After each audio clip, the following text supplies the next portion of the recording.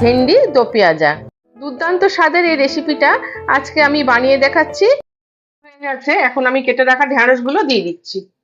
অল্প একটু নুন দিয়ে দিলাম, দুটো শুকনো লঙ্কা, দুটো ছোট এলাচ আর হাফ চামচ গোটা জিরে এখন আমি দিয়ে দিচ্ছি।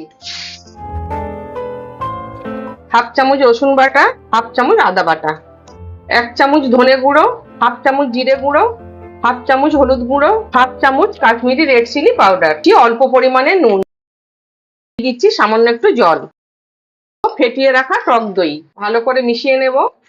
এখন আমি দিয়ে দিচ্ছি হাফ চামচ চিনি, এর মধ্যে দিয়ে দিচ্ছি কিছুটা মাখন, মধ্যে দিয়ে দিচ্ছি সামান্য একটু নুন। টমেটো আমি কেটে নিয়েছিলাম, কুচিয়ে নেওয়া কাঁচা লঙ্কা ঢেঁড়সের মধ্যে দিয়ে দেবো, কুচিয়ে নেওয়া ধনেপাতা। ঢেঁড়স দো পেঁয়াজা বা ভেন্ডি দো পেঁয়াজা